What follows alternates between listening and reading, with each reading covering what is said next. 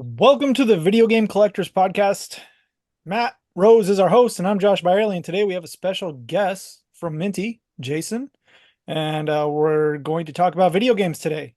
If those of you watching are not familiar with Minty, Jason will go over it a little bit more and kind of show us and share with us what exactly Minty is and how it can help you and guide your collecting and make informed purchases. Awesome. Yeah. Well put. Okay. Does that make sense? I think. I mean, Sure. it's kind of what I take from it. Yeah. Yeah. Yeah. Okay. So what's changed since we last had you on in general, or even with Minty? What's been going on? Well, first of all, the entire front end of Minty was redesigned. Mhm. I think back to our first podcast, and it was a little different, actually a lot different. So we've added a confidence meter. We've sort of relocated how the values display, and how the box art displays. We've also we're focused more on tracking collections and evaluating them and we were before, but now it's more private than it was previously, where you can kind of check in on other people's collections and stuff. That's kind of gone away. Okay. And graded. We're tracking graded sales. I'd like to track more variants, however, we're not right now, just to be transparent about that. But I'm happy with the data that we are tracking, as far as graded is concerned, because I know that there are other places who are integrated, but which is amazing. Gamer Stonks, amazing tool, an amazing tool. I wish I had a little bit of that over at Minty. The way that they map stuff is amazing. But yeah, so generally just how we're seeing the data, and conditional, right? Conditional's front and center. It's free. Mhm. You can jump in right now and look at loose conditional value, complete sealed conditional value for quite a few games, and that's something else that we've been really focused on is volume. Being able to import data has been a challenge for us, but we're working at that. Actually, right now we've hired a data team who's coming in, amazing group of people, and they're going to be helping us, hopefully by Q1, have full, like I would say 98% data set for the 39 consoles that we currently support. Wow. Yeah. Do you have your screens set up to share if you want to walk through what's been going on? And Sure. so that way the people who are listening on, can you share right now? I think I have it set for anybody, but Yeah, I think I can. okay, cool. Oh wait, no. Yeah, host disabled. Sorry. Good job, Matt. Yeah. He's got the child lock on it. All good. Like the windows. No, you can't roll them down. My kids are always like, how come my windows won't roll down? I'm like, well. Okay, now try it. Let's see. Yeah. Yes. There we go. Let's see here. This won't be as much fun for people listening on iTunes, but that's what you get for not watching the video. Yeah. I'll do it in depth, just describing of it. Play by play. Yeah, play by play. Okay, so let's do that. Just those of you listening, Jason is looking at a screen right now. I am. He's clicking buttons, and he's now sharing a screen. Woohoo! You're seeing the website Minty. That is mynty.gg. We'll put the link. Yep. Right. In the I would have spelt it the MINTY, but I mean, if just do a Google search, like it's everywhere. So yeah, the money to buy out the .coms and all that other stuff. So, and the GG is a nod. I mean, you already know it's a nod to, like, good game. Good game. Yeah. Mhm. Okay. So yeah, I mean, already this is a lot different than the original Minty. Um,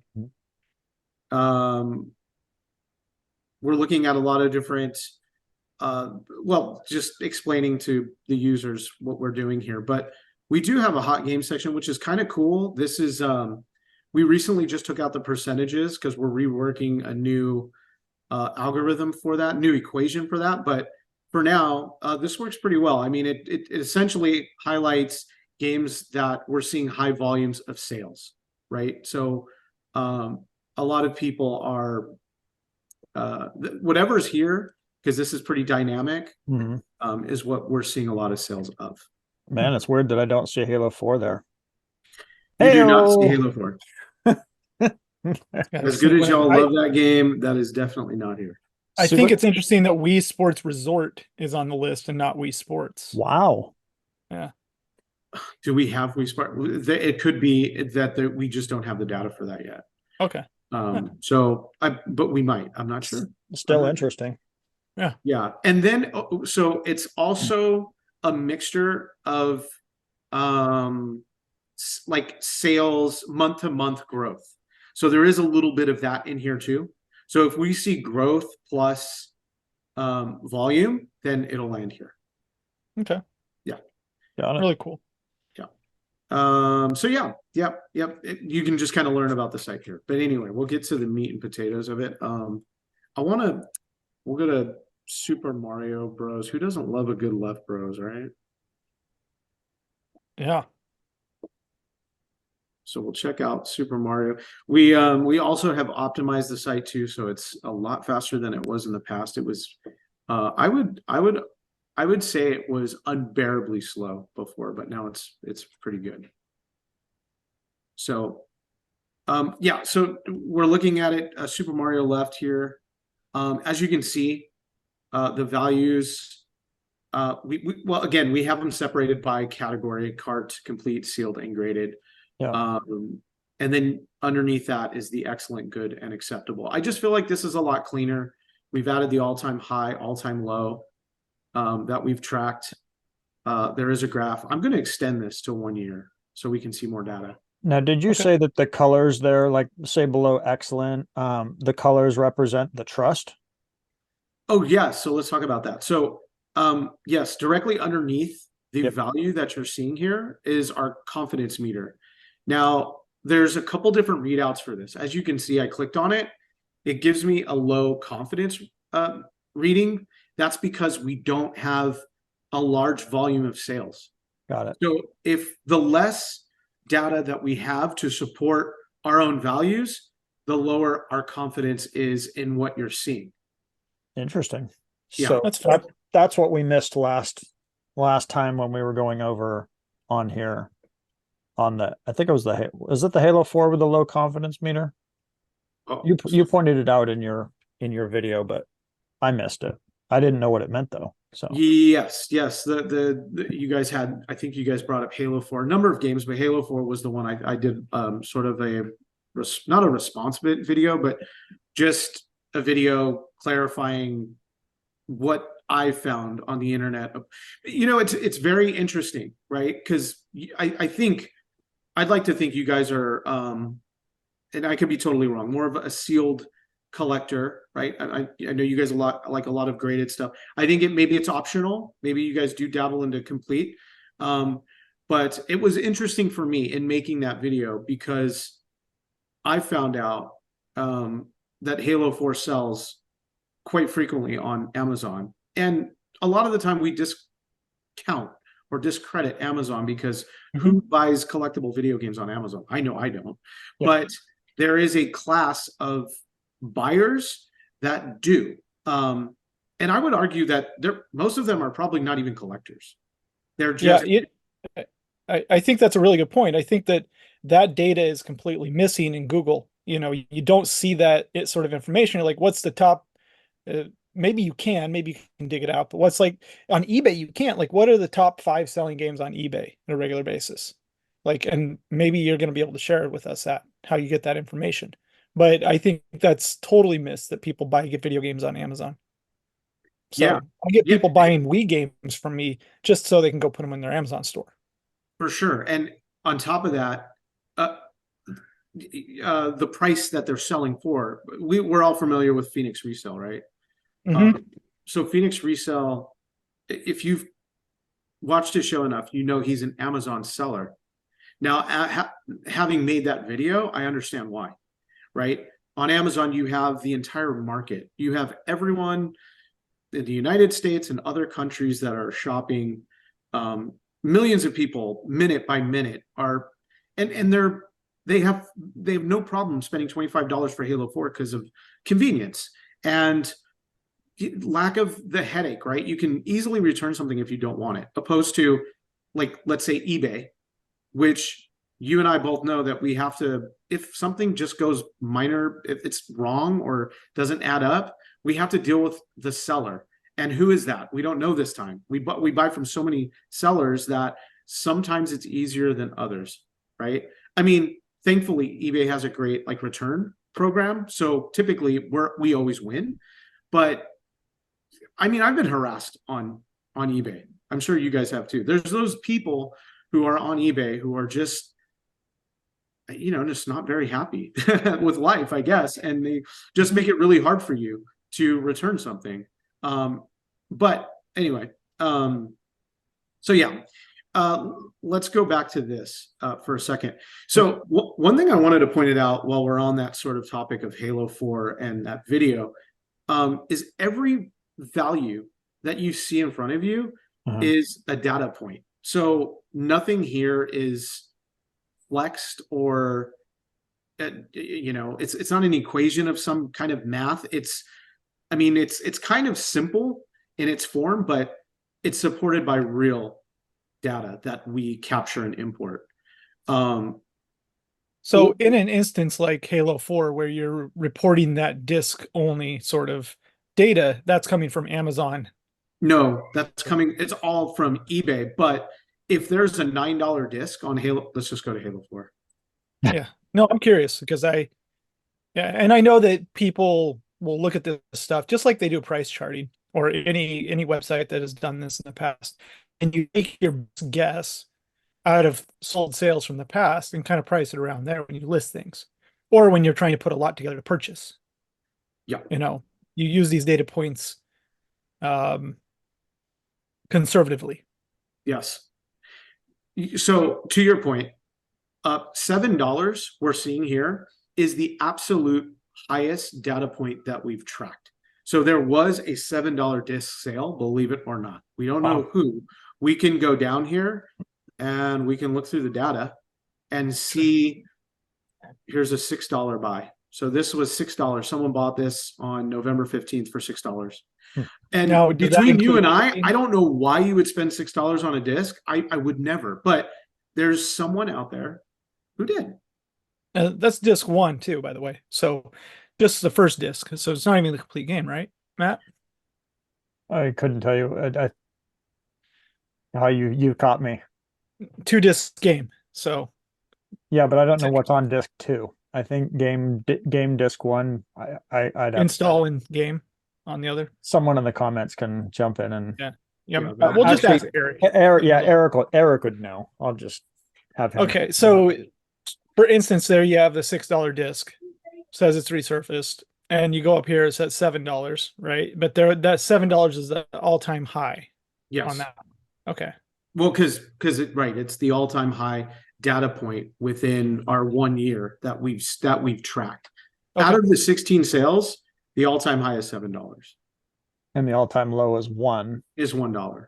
Acceptable. Hey, look at the percentages up on Halo 4. I'm not wrong. Look, it's booming. That's the yeah. 31% up under acceptable. Yeah, so we've seen a 31.35% rise in disc sales. I mean, it's now. Do you if somebody's is this include shipping? Does it not include shipping? No, does not include shipping. This is just the purchase price. Okay, so it could be $4 with free shipping. Exactly, or $5 shipping. I mean, we don't know. Okay. Yeah. Interesting. Just a data point of the sold sale. Exactly. Yes. Just to be clear, We do collect a lot of sealed, but I do collect CIB and cart only as well. So I'm a cross collector. Oh, you do cart. Cool. Yeah, Oh I do yeah. both. So does Josh. I'm all over the place, Jason. Yeah. If it's video games, we buy it. Awesome. Amazing. Well, then this is so then looking at a disc, we see the $7 is red. Yep. So we have very low confidence in this number. So if you tried to sell for $7, you probably might not sell it.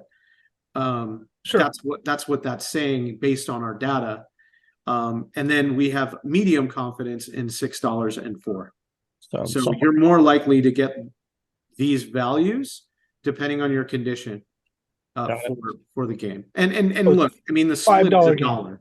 The split's a dollar. So another thing I want to clear up is, a lot of the sorting that we do is by human, but condition wise, this is actually a difference between Minty version 1 and version 2 is we do look at condition, but our system determines it. Humans are not determining condition anymore. And the reason for that is because in order for Minty to actually exist, we're into working that way, we would need so many people, right? And we just don't have those resources.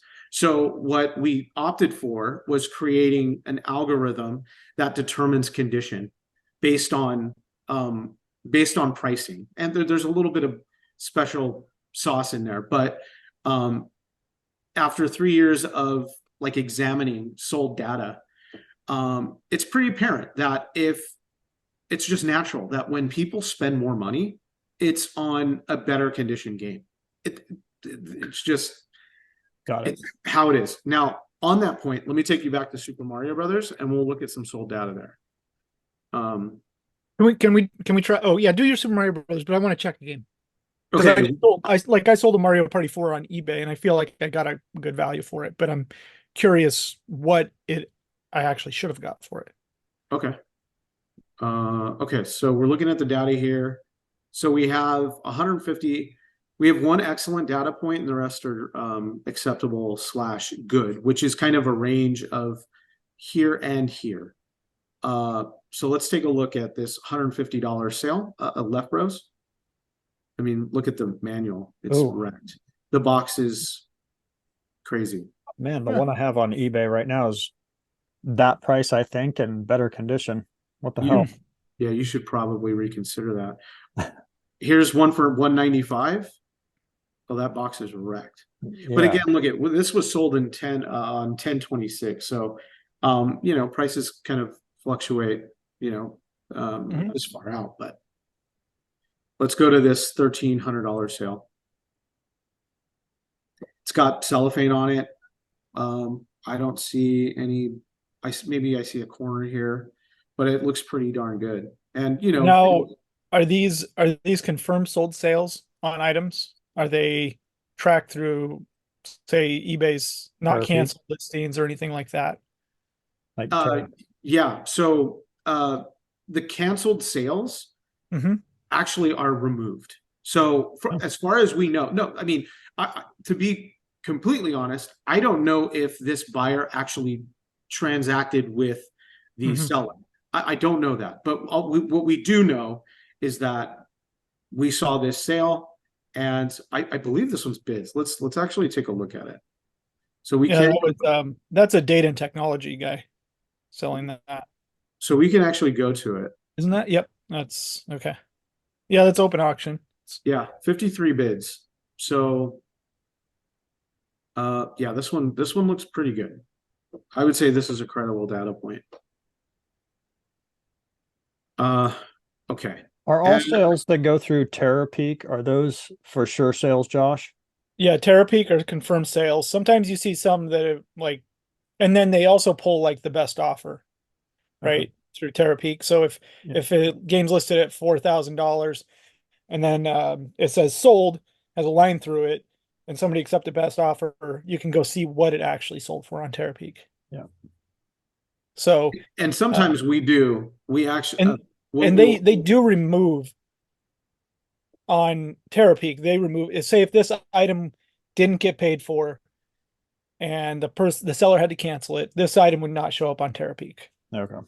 Oh, So- yeah, that's good to know. Because from time to time we will go to Terapeak and manually add certain data points Yeah, to individual games to have those points on our website. I think that's really important.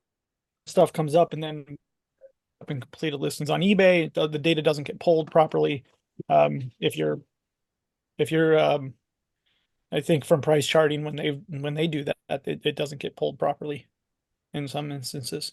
And I want to give some credit to price charting because this process is not easy at all. Oh no, man. It's extremely difficult to sort through this data. I mean, for a game like Mario 3, we see thousands of data points that come in, and I can't tell you how many are not the game. We see everything. We see like hats and pencils and yo-yos and books and whatever. You get so many different things that you have to really filter out. And how do you do that consistently, regularly, right? So although it is a lot easier for price charting because they don't have conditional values, we made it harder on ourselves. But what we've created works, and I'm extremely happy with it. I think once we set our new dashboard page, I think Minty I think it'll do better. Okay. Yeah. So say a game like Mario Kart 64. Do you guys have to go in and manually sort out the reproduction crap out of that? Mario Kart 64. So yes. Well, there's a technique we use because that becomes quite apparent pretty quickly when you're looking through that data, and the listing titles become pretty apparent. So, however, like, I'm an honest man, so I don't know. I'm never sure if we get something that is counterfeit. I mean, we could see a $62 right here, $62 sale, all-time high of 70, and that could be a counterfeit game. We just don't know. However, there are the lower end sales that use we catch on to these patterns. They have a way that they title stuff, so we kind of eliminate these certain listings from coming into our database. Okay, that's good. That's tough. Yeah, I can imagine that's a huge pain in the ass. It's huge. And imagine, right? Like the Minty before this, we were doing variants. So I mean, like down to the sometimes down to the ESRB rating. I mean, it's just impossible to sort through by automation. So you got to really do it by hand, which I think I would love to do one day. Like, I would love to do that. A lot of people that I know, they're like, man, you've been at this for a while, right? And it's just like it's passion. I mean, regardless of what happens, I use it myself, right? It's 100% for me, and it's a trip because I sold a couple of Nintendo games recently, and it came so close to the values. It was kind of scary. Mm-hmm. So, yeah.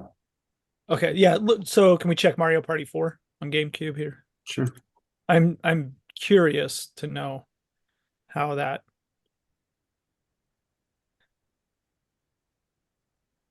So what do you want to look up? CID? It was complete. Okay, yeah. Complete. I kind of gave mine away, it looks like. So this is tracking 88 sales over the course of, we have all 3 in August. So we've been tracking since earlier than that, but we saw an excellent sale go off in August at 129, which is supporting this value here. Josh, what did yours sell for? $79. Oh, so it's not too far off though. But it was like 100% complete. It was a nice copy. So Got it. Was that bids or did you it was just to buy it now. Oh, buy it now? How soon after you listed did it It was sell? about 24 hours. Oh yeah, dude. Yeah, it Eh, was it's fair. It was a good price. Yeah, you should have checked with Minty. that's okay. I made good margin. I'm happy. So Yeah, I'm sure. um Wow, that's a solid game. I didn't know that CIB was that strong with it. oh, GameCube shit is just on fire. Wow. Like, So one thing I want to point out, and this is where we're headed, right? I actually have the page here. I'll show it now. So this is so we have it says overall here, but it's going to be called dashboard. So essentially, when you go into games, it won't take you to cart disc only. This is where it defaults right now, and which is fine. But what if you didn't want to see a cart? Like that's I think one of the biggest issues with Minty is where I kind of want to see everything, right?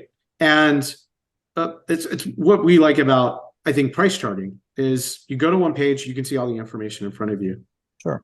Well, we're going to do something very similar where we're going to give you values from each individual category to land on. So you'll have your cart, you'll have your complete value and your sealed value, and then you'll have your most recent graded sale.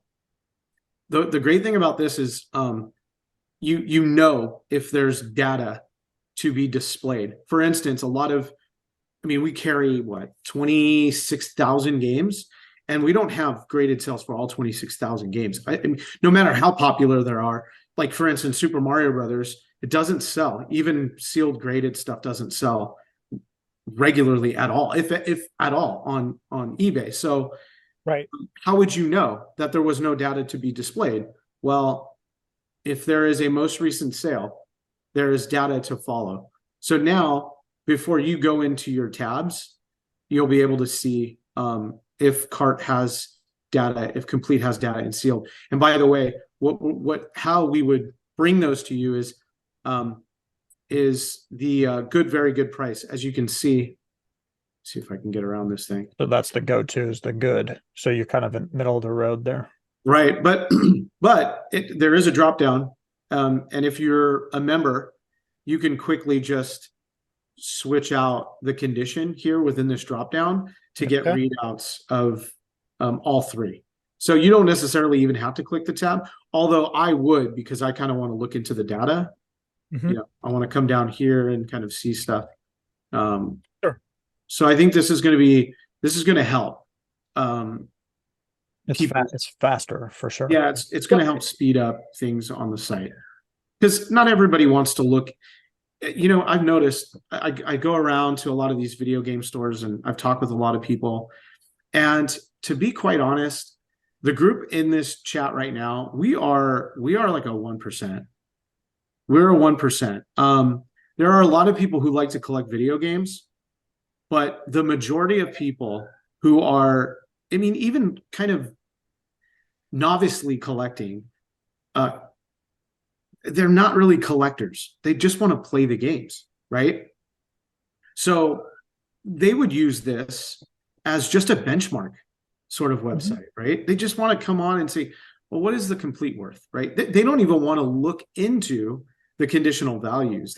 Some people just want to come on, see what a sealed value kind of goes for, and then be gone with it, right? Be done, and maybe save some money in the process. So we're trying to cater to more of the casual and the collector like us.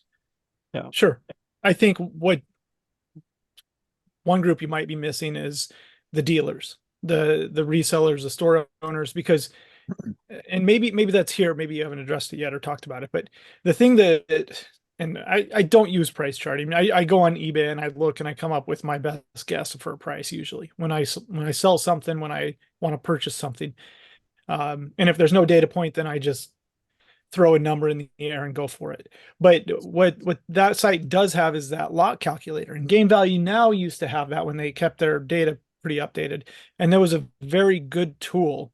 So when they could pull I could go and type in 50 games and be like, okay, this is telling me based on recent sales data from eBay that this lot is worth $5,000.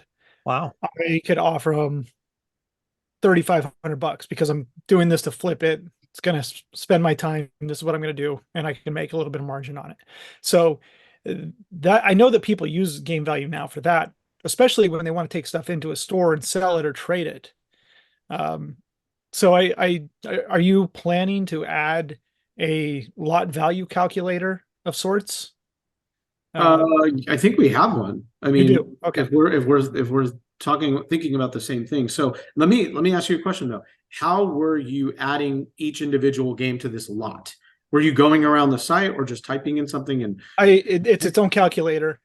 Game value now, yeah, I think they're both their own calculator, but price charting, you can just type it in and it throws it on the list, and then it will pull the value of the sales data, and you okay. can switch it from complete, cart only, cart manual, whatever. Okay. So you guys I didn't get to share this with you because we had a different version of Minty at the time. But so what you could do, and we're working on a way to speed this up with your phone and your camera. You're soon in the next, I would say early 2024, you'll be able to use your camera to scan UPCs. I'm very Okay. excited about that. But you can add games to your collection. For instance, there's this little button here. Mhm. Sure. So we can take these games and we can, let's say for instance, it's complete. Josh, your game was complete. We key into the condition that it is. So if it was Okay. good, very good, or notice how the value fluctuates. So essentially what we're doing is we're locking in the value of this game. You can add insert, you can kind of type how much you paid for it, which is just good notes for you, and then add a note or whatever, and then add it to your collection.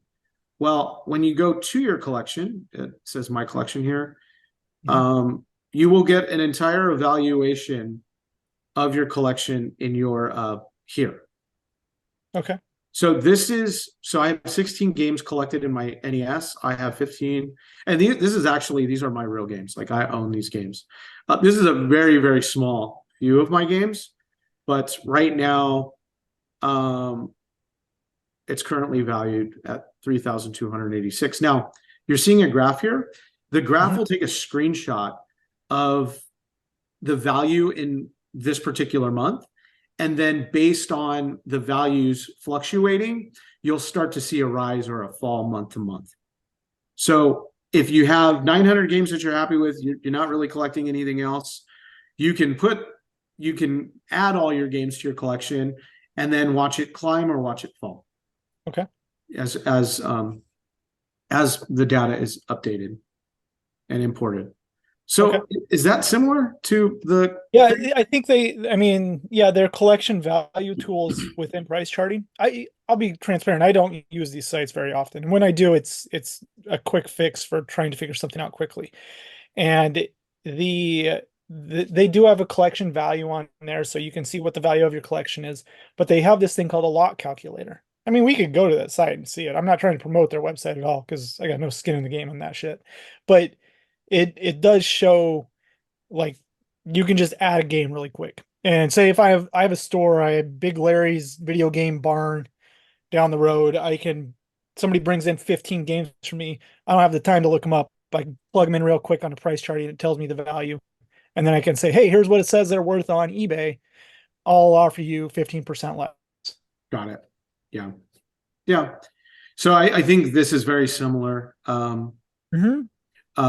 The only difference is you're seeing conditional values recorded rather than just an in the middle value. Sure. And it's got more options, right? Like to view notes and to if this is, I mean, it's a collection tracker. So if you're missing the instructions or the box, you can kind of check these off and kind of look at your collection to see what you have, what you don't have, how much you paid, whatever. Yeah, so I think it's very similar. Yeah. Now, say for instance, on that, if you click one of those boxes, say it's missing the box, right, in the inserts, and you just have a carton manual there, is that going to adjust the value after you click those buttons? No, so not currently, no. So if there is no way to alter as of today, I mean that's a pretty awesome idea. But there is no way to alter a game here. If you wanted to, today currently you'd have to go and Just add re-add another the game. game, Yeah, re-add a remove it. game. Yeah, okay. Yes, yeah, with all the details, because I think cart, because we're talking about like a changing the category and potentially, um, we just don't have the capability of doing that. Yeah, Not that makes sense. I mean, I just curious. yeah, that's a good idea though. I would love to add that. I think that's a really nice tool. Um, there's I've never used a website to track my collection. You know, I Yeah, just use my head. Not I even should really put something down here. So not even uh, Nintendo Age? You didn't track some of it on there? yeah, I did. I mean, that's all a moot point at this point, though. So It's gone. yeah, poof. here today, gone tomorrow. Yeah. Mhm. Well, I'll be excited when you get all the games updated. I've used this a couple times recently in the last couple weeks, and it is handy. It is pretty fun too. My father-in-law was tracking a oval seal Mike Tyson's Punch Out. We don't have a Mike Tyson's Punch Out oval seal value, but we just have one that's groups in not white bullets, but it excludes white bullets, and it's got like the last three prints kind of all rolled in, and Okay. it was pretty interesting because as we were watching the timer expire, he's like, okay, well, what does Minty have it out in this condition? I said, I think at that time it was like 225 in acceptable condition, because that's what it appeared to be. And it went off at, I think it was $45 over our acceptable, and sort of bled into the good value. So, it's they're just really awesome benchmarks, based off real data that we're seeing. So, I mean, we're never going to get it perfectly right, because we don't know how we can see all the numbers trending up today, and then your game sells low, right? And so Mhm. the market took a turn. There's can't say anything else, but it's very awesome to see how close it gets from time to time. I was shocked. I think what game was it? Sword Quest for NEX, boxed. It's got the cellophane on it. We had it evaluated at $60 in excellent condition, and literally my copy sold for $60. It was pretty insane. Sweet. Yeah. I like it. I think it's great because I think that these would be the two tools that I would use. I'd use this, and I'd use Gamer Stonks. Gamer Stonks obviously for, sealed graded sales from like Heritage and stuff. But if I want to see CIB stuff sold, I can't use that. So Mhm. come over to Minty and Now that's I have what a I'm doing. question. Yep. Yeah. What challenges do you foresee um, in the future with new selling platforms for tracking data, as far as places like Whatnot, eBay Live, TikTok, places that people are selling games right now in a live format, and we don't get those data points? I think it's a huge issue personally, and it drives me insane that there'll be people that sell graded shit on Whatnot, and those points are just missing. Those data points are missing. That's a sold sale. An item is shipped. Um, how do you see that as a challenge, I guess, in the future? Are there any ways that you can track data like that other than manually? Or are you just up to depending on the seller on Whatnot, or are there ways to get into those companies or link with their API to grab that data in any way? I think that's the way to do it. The way to do it is to go directly to the source and ask if you can they can source you the data through API. The challenge, what you'd see is what the example I made earlier of Amazon. Amazon's a huge difference between what we all know Halo 4 to be worth. I mean, even far exceeding that. So, different marketplaces have different customer bases. So Mhm. yeah, I think it would be so interesting to see what Whatnot's data and Amazon's data and Macari's data, if that all can come in to one place and be nice and neatly distributed, that would be weird, because I think we'd fall into that. It would, the Amazon thing would happen again. We'd go, holy crap, people are paying 25. By the way, the $25 that people are spending on the Halo 4 on Amazon, I don't know what condition they're in either. So people are just literally spending $25 on a random copy of Halo 4. They're probably buying it from Phoenix Resale. You know what I mean? And well, I could say one great thing about Phoenix Resale. The videos that I watch from him, he really cares about condition. So he's headed in the right direction when it comes to his discs and his cases. So I think that's amazing. But yeah, no, if Minty if Minty had the opportunity to work with different marketplaces, I would 1000% roll in the data and do whatever I could to sort it properly. And you can include, or I can see things in my head where if you're looking at Halo 4, for instance, if you just want to see what eBay's sales are going for, you isolate eBay. If you just want to see what Macari's selling for, you isolate, because you're taking your money to Macari, you're going to spend Macari money, right? It's different than eBay money. It's different from Amazon money. All of these marketplaces are different. Whatnot has its own thing too, because of auctions and the way it's structured. Now, am I wrong, or doesn't Amazon take a higher percentage when you have a store there and you're selling through there, especially if you're drop shipping? I have no idea, Matt, but I'll tell you what, eBay is not cheap. Their fee structure is totally it's about anymore. 14 to 15% right now. For your average dude that just gets on and needs to sell some stuff on eBay, it's pushing 15%. International sellers, it's insane what they're charged. Maybe somebody in the comments can chime in on, or that do Amazon can chime in on, because my good friend and business partner, his mom sells her teriyaki sauce through Amazon. She ships crates of it up to whatever warehouse, and then they ship it out from there. But if I remember right, I want to say they took like 25-30%. Yeah, but that's fulfilled by Amazon. Okay. Right?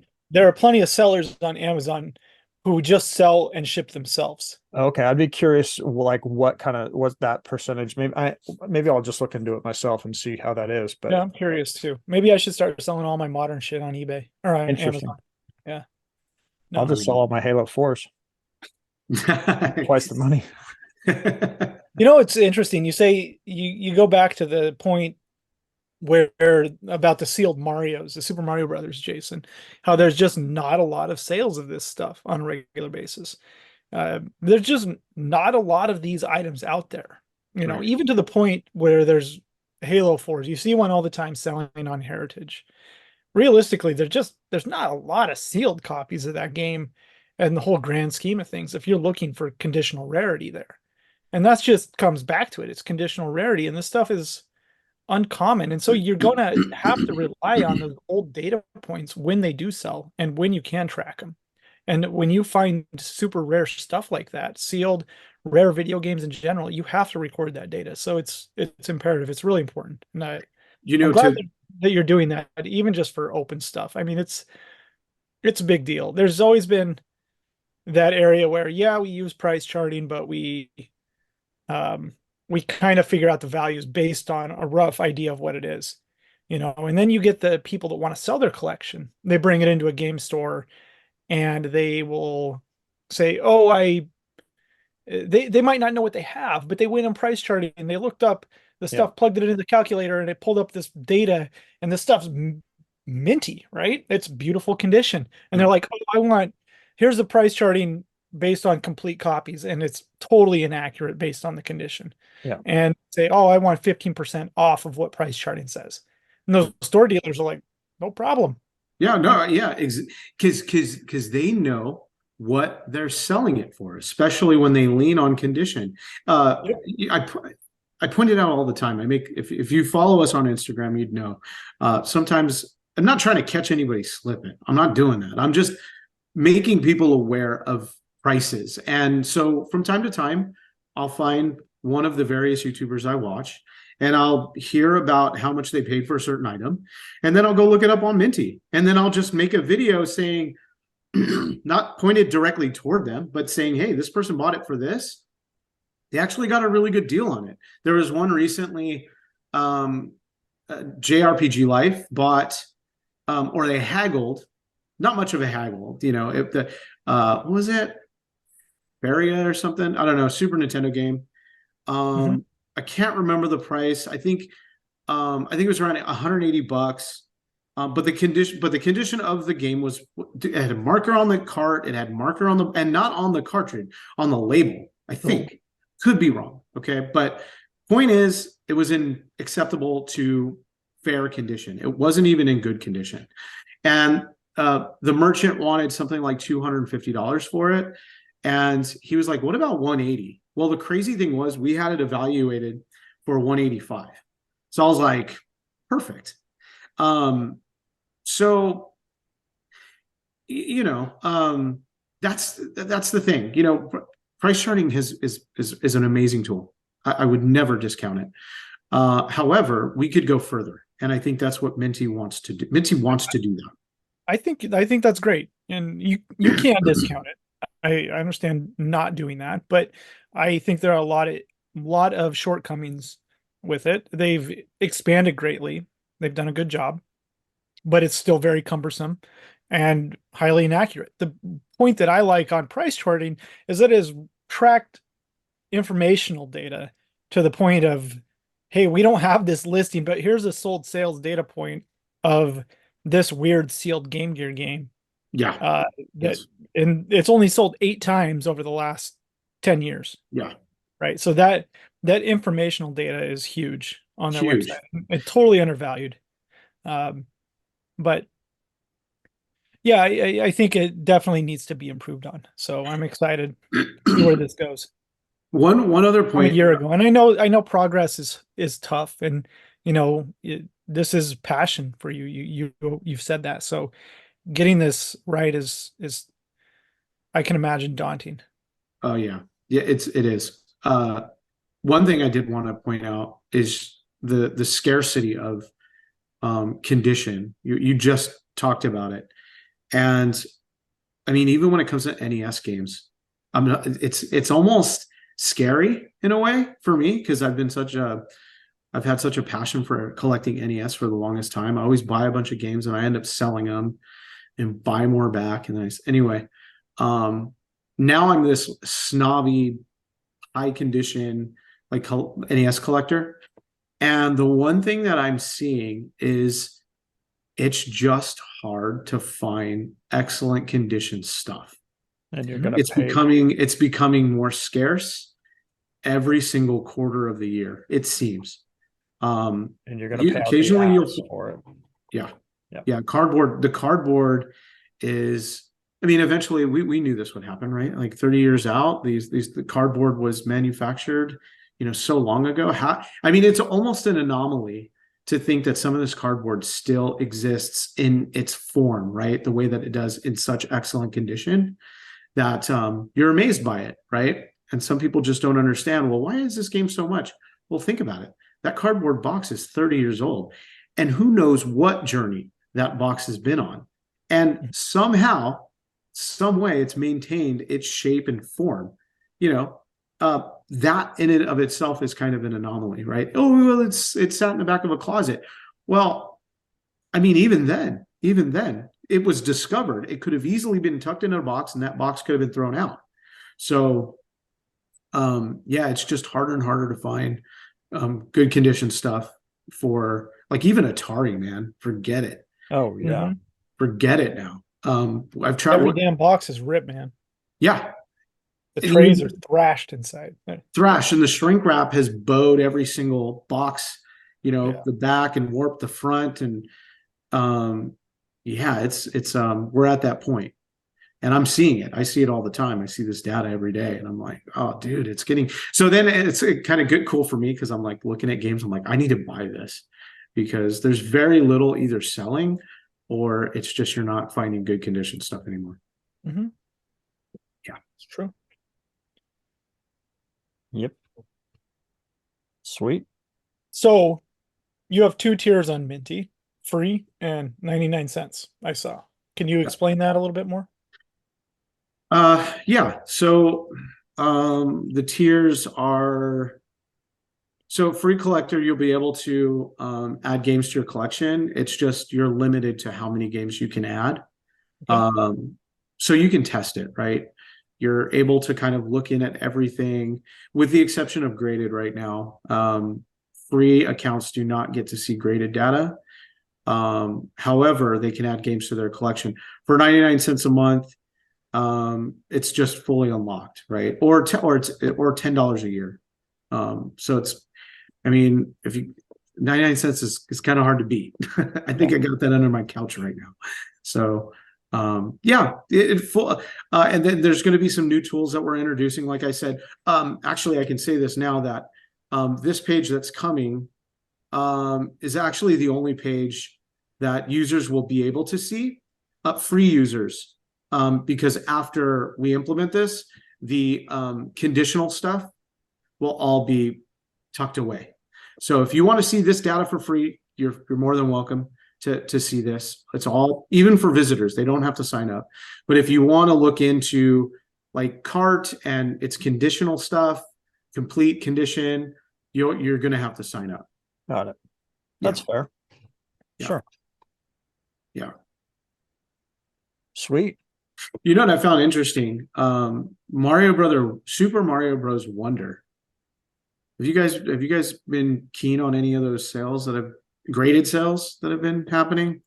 Yeah, it was super popped and then it super Dropped. popped, like it deflated. So Super I'm pop. actually making a quick video on this because it's actually it got pretty. obliterated. Oh, The that's CGC why. I'm like, 10s. why isn't this thing reacting? This is the wrong website. So basically the bunch of couple of the first tens sold high and then dropped off. Oh yeah. You know what? I was shocked that there was carts, like there was little cards, right? Like just cartridges. I'm going to call it a cartridge. There was just cartridge sales. That blew my mind. I was like, Wow. people are already losing the case for that? That's insane. Okay, cool. We'll track them. I mean, shit, you go down here. See? I mean, it's here. Wow. So people are selling individual carts, but if we go to graded, it's insane. Mhm. I think we've tracked 32 sales so far. Look at this, 998 plus CGC sold for 251. The values are, yeah, they're dropping quite a bit here. Look at this one. Do you have the sales data on the 10s? I do. They're up here. So there was one for 639 and there was one for 30. Oh, it doesn't, wait, hold on a second. 1370. Oh, it's right under it. 1375 here. But you can go down and you can see all of that stuff here. Let Yeah. me move this out the way. So yeah, it's all here. Right now there's a little bug. Notice how you don't see the 10, you see 9998. So we got to fix that. Oh, okay. But yeah, they're here. And if you want to see more, you can. It's all here.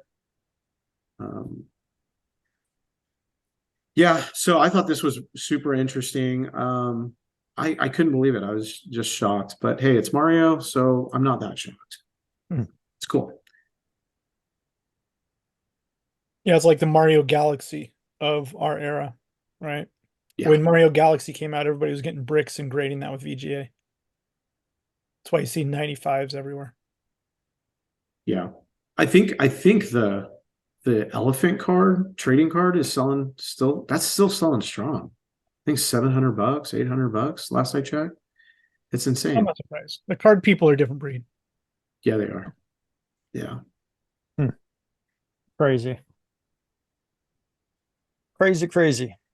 Switch games. Well, I mean, they do have to go through the effort of basically potentially buying a case, sending it all in, grading them all just to get some 10s. But that's what I noticed. A lot of the sales came from the same guy. Yeah. Oh, sure. See, you can see it like it's the same title. Like here. Like this guy, he literally, graded a case, and I mean, he probably made some good money off this stuff, actually. It's all profit. Look at that. Yeah. You're buying a case. What do they retail? $59.99. if you're buying the case from the right distributor, you're getting them for $52 a game. How Plus many grade CGC. how many 20. are in a Switch case? I don't know. I mean, regardless of what the top one sells for and the bottom one sells for, even if he's selling it for $100, he's making money on this shit. So Oh, 770. That's for that was another 10 that sold. Let's go here. yeah. Okay, there's 1305. Yeah. There's 1375. It just started dropping. There's like a 1375 and then 13.5 and Yeah. Yeah, I saw it on the Facebook group. Somebody was saying, look what this sold for and look where it's at now. I'm like, wow, are you surprised? Like, this shit happens. yeah.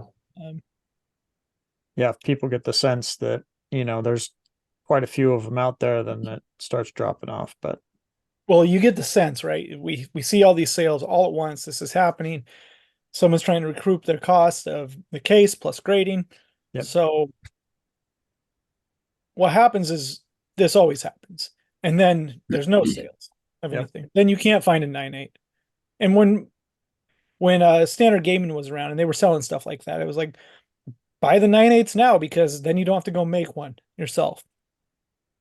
So well, Shout out to Brett. it's a lot like even going back. I remember when somebody came out, they graded a bunch of VGA Super Mario 3s. They had like 20 of them. Mhm. Or 12 to 20 of them, and they were selling VGA golds, 85 plus to 90s for like $200. And we're like, yeah, but there's a bunch of them, and so we didn't buy any of them. you remember how many Donkey Kong Land 3s there were, Matt? Remember that stupid game? No. Game Boy? And they sell occasionally, and there's always nice high grade ones. Or you could just say Dove, same thing. There were a bunch for a moment, and then they're gone. Good luck. Yeah. Someone Yeah, shared. that's your thing. Nope. Someone shared a post. I can't remember who it was. I think it was someone from Nintendo Age. So back in 2019, sold like $70,000 worth of sealed game. Did you see that post? No. Oh man, I wish I'd saved it. They sold them in 2019. Yeah, in 2019. Oh yeah, that was the Mass Gamer. Was He it bought all the Tim Atwood's games, right? Yes, sold set. I think. Oh yeah. There was No, it something. wasn't the Mass Gamer. It was that Daniel guy from Canada. That's who posted it. Dude, it was insane. But I mean, clearly, a lot of these games. I mean, if you bought it then, graded those, and you were all about that, grading them and selling them on Heritage at that time, what, in 2020, 2021? 2021. You'd be sitting on a beach somewhere. Yeah, it easily 10x'd whatever he sold. I don't even need to see what it was. Whatever he sold, all of that probably minimum 10x'd. It It was was pretty impressive. It was like 710 unique NES games. yeah, for 70,000 was the Yeah. sell price. Buy it now. Oh, Mhm.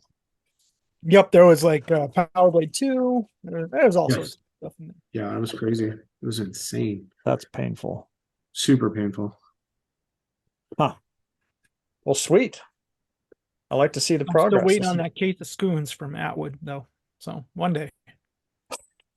Where are you guys at collection wise? I know Josh, you look like you thinned out your collection a bit. What are you guys into right now? Yeah, I really haven't thinned much out, honestly. I've been selling stuff on eBay, but it doesn't mean I have any less of it because all I do is I go and reload and buy more crap, Yeah. honestly. I've been buying Sachin games for NES when I get the chance.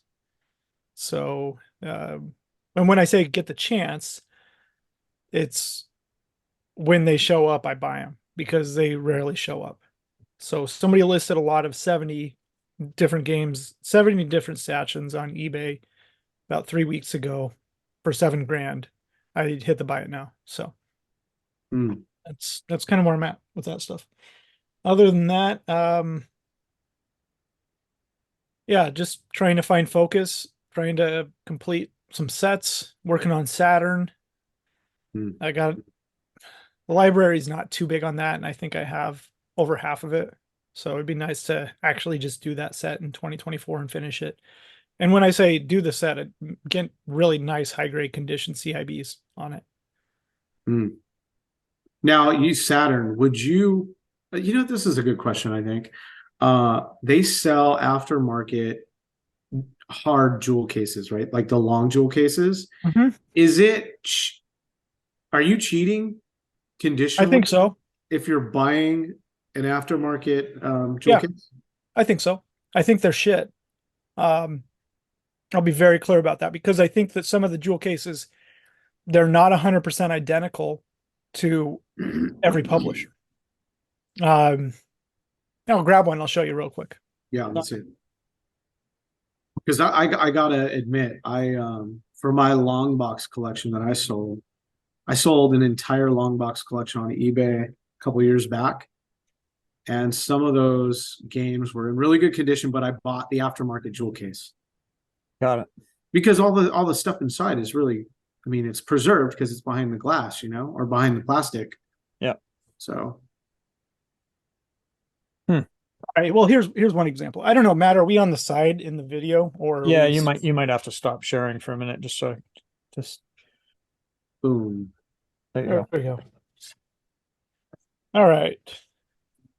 And this isn't just this game, but cases on certain games have unique identifiers. So Frank Thomas Big Hurt Baseball, right? Yeah. Stupid game nobody cares about. Correct versions will have a sticker on the inside Uh, that is a disclaimer about the game. It says disclaimer CD-ROM made in USA, not assembled in Mexico. Because on the back, they cross out Mexico. so one thing, let me show you this. I have it right here. So look at this. I actually have one, right? Mhm. So this is to your point, this is what I would do. Now I'm gonna be a dirtbag right now. Okay. You're going to take it and swap it in, right? I would take the plastic. So I would keep the plastic jewel, but I would Mhm. ditch this thing. I would ditch this thing and use what you Use just that showed piece. me and slot that in here. So All I'm right. just using the glass. I got one more for you. Okay. How did this one get scratched? I got to throw it out. Somehow it got scratched. What do we got back there? That's a Wind Waker.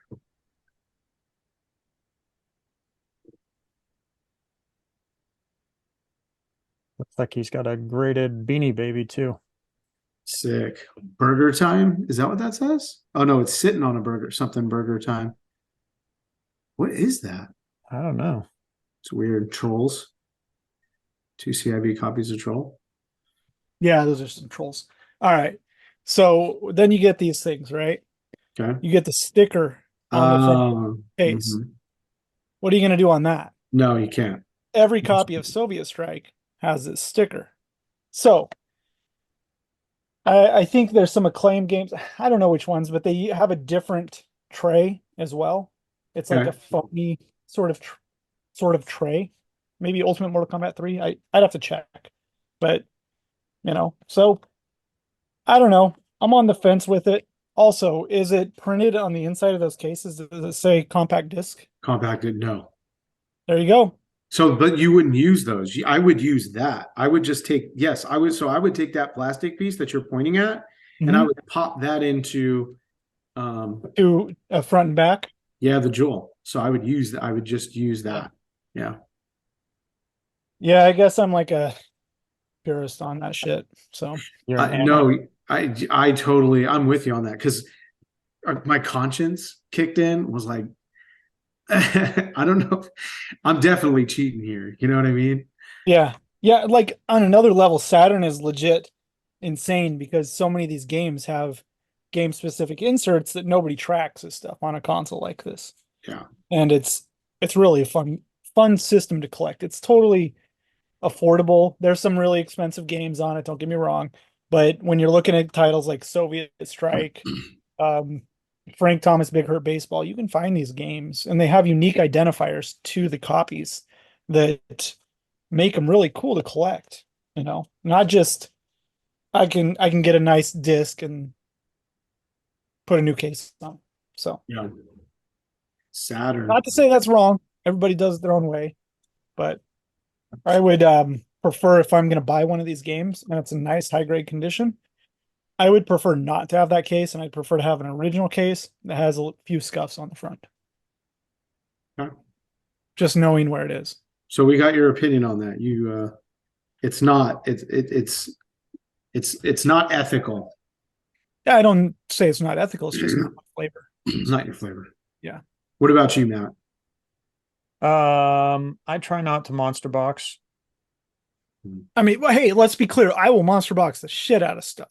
But when it comes to changing out a jewel case on a PS1 game or a Saturn or whatever, I just have a hard time doing it. Yeah, it doesn't, if it were the exact same and it were for my personal collection, I would do it just for display purposes. But yeah, I guess I'm kind of a purist too. Yeah, like even to the point of Wii, like, how some different Wii cases, how many different Wii cases there are, or PS2 cases. I want the right PS2 case on my game. Yeah, Like, those are a little harder, aren't they? Because those have details. Like, yeah, that would be almost impossible. or a 360 case or an Xbox case. Like, yeah, I want the right case on that shit. I do it with my Xbox cases. Like, I'll get a Halo copy that I don't have or that I want, or like a variant, and maybe the case is slightly jacked up, so I'll go in the detail because there's so many of those darn cases with the different ribs and the different, and I try and match things perfectly. So I guess I can't say I don't monster box as in piece things together to do something, but yeah, I don't do like aftermarket. But that's just me. Anybody can do what they want. It's totally their Yeah, I'm not going to judge people on it, but as somebody that collects this stuff, I don't know. I do have some Sega CD games that I've sold recently that did have the remade cases, and I think Limited Run Games made the cases, if I'm not mistaken. But if I do recall, they do feel a little different. The case does feel a little different than an authentic case. Like, maybe you can't see it, maybe you can't like physically like tell from looking at it, but when you feel a real one versus a different one, there is a different feel to it. It doesn't latch as good as the OG ones. Okay. It pops open a little too easy. Okay. There you go. That's it. You hit the nail on the head. That's why I don't like it. You said it. So I didn't know that, but that's it. Yeah. I got maybe if Limited Run Games didn't make them, I'd like them more. So yeah. I don't know. I got nothing against them other than not your flavor. There's so much stuff out there that they've made that to collect, and it's kind of monotonous. It's like manufactured rarity in the trading card thing, and I don't like it. It's not my cup of tea. I understand people like it and they collect it, but it's so much shit to collect. Yeah, it's a bit overwhelming sometimes. I mean, you know what I found out that was really cool. I found it through you guys was telegames, the Atari stuff. Mm-hmm. Dude, now correct me if I'm wrong or agree with my take.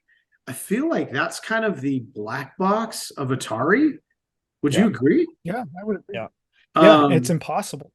Yeah. I got so into it. I got so into it on Minty, and I was like, I have to make a subset for this. So if you go to Minty right now and you go to Atari 2600, you can actually hit the telegames thing, and it rolls out, and it has I think it's a complete telegames set within it. Because I was unaware. You have all the data for those already up? I do not, but there is some, because we completed the Atari 2600, the data that we saw, we've imported that to all of the 2600 games. So if you see holes, it's because we didn't get certain parts. Like maybe a game doesn't have complete, but it has a loose card.